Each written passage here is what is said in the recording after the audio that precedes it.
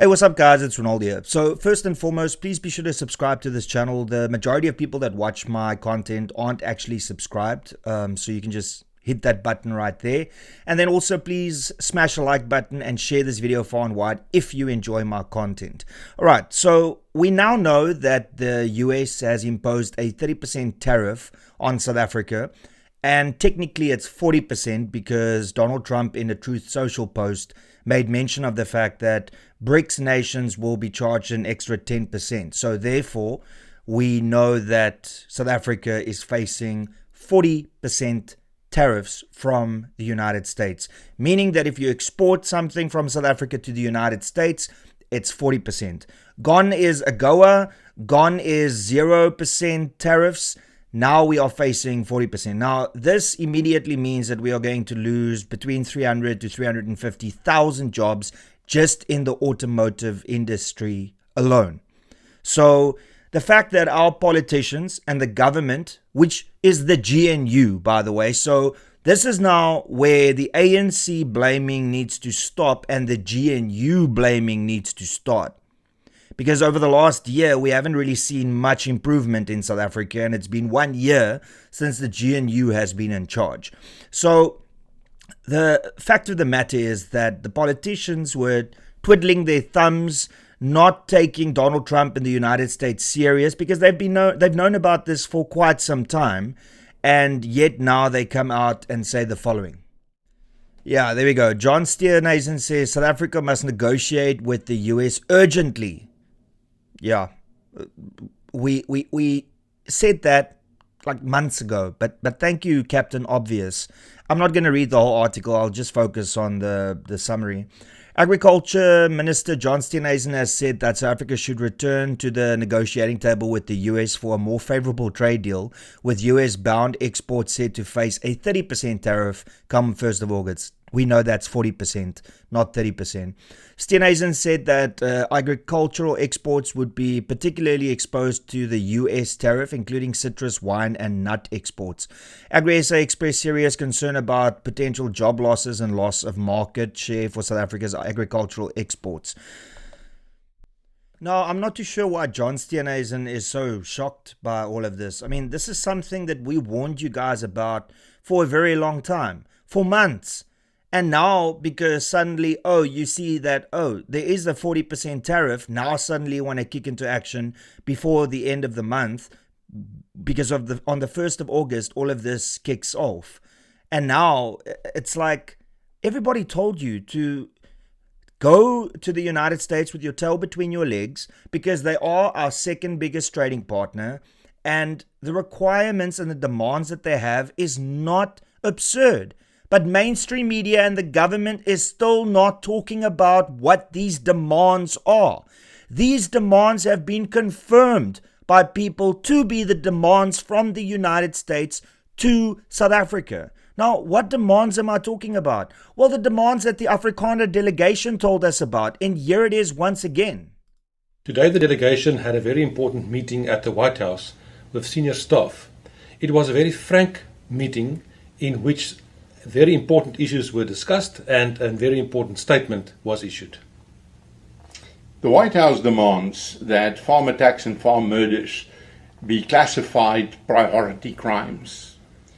They also demand that the ANC publicly distances itself from kill the farmer, kill the boer. The White House also demanded that expropriation of any property only takes place subject to fair compensation being paid and only once all legal processes has been exhausted.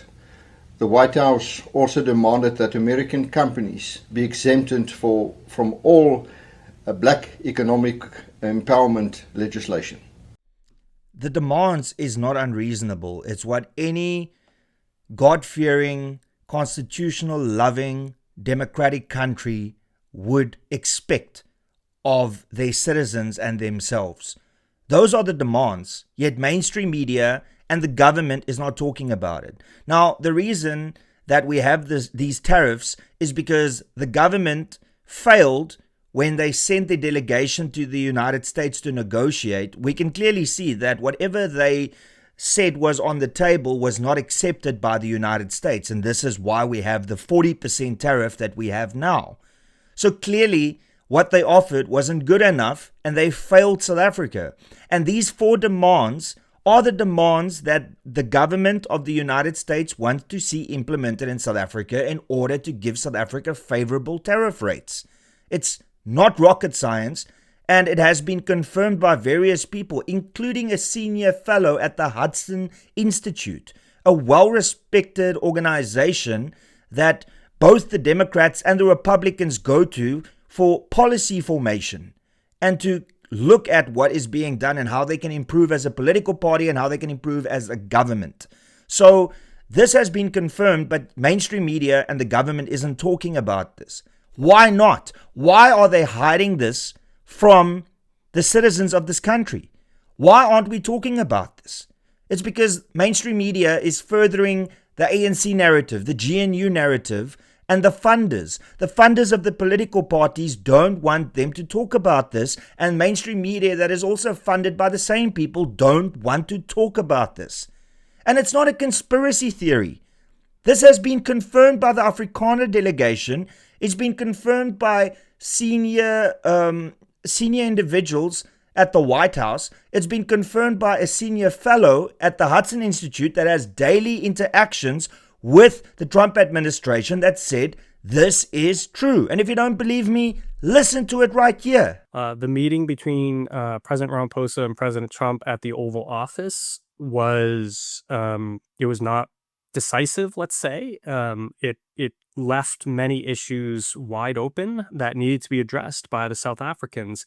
My fear is that the South Africans interpreted what happened as a reset, that things were okay now. They just simply needed to come up with some sort of investment and trade deal with the United States, and everything would be hunky-dory, as we say here in the U.S. That would suffice.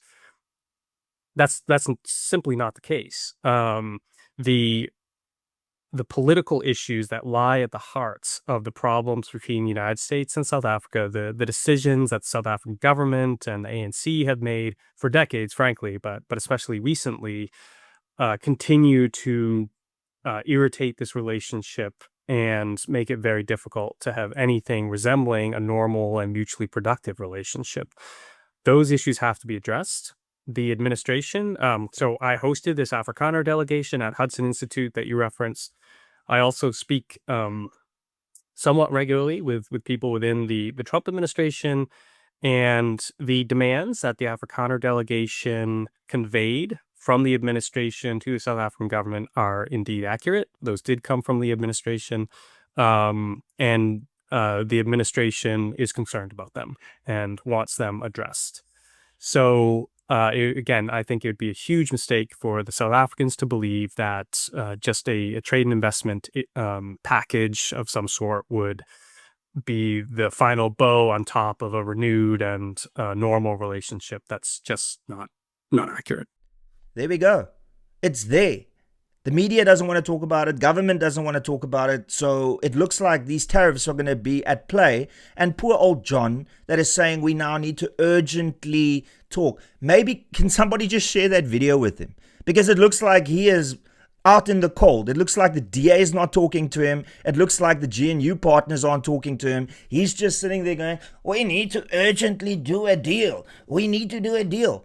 Share the video. There you have it. Speak to your GNU partners. There are 4 demands. And I don't know why nobody's sharing it with you. But ultimately, in order to get favorable tariff rates, that would mean that South Africa does not lose hundreds of thousands of jobs. It's very simple. Meet the 4 requirements and we'll get favorable tariff rates. It's as simple as that. And that's pretty much all I got to say. Thank you so much for tuning in. Please be sure to smash the like button. Please be sure to subscribe. Please be sure to share this video far and wide so that maybe John Steenhuisen can see it. And then lastly, please, if you support this channel, consider becoming a member. You can do so by clicking the join button below. And that's pretty much all I got to say. Till later. Cheers and peace out.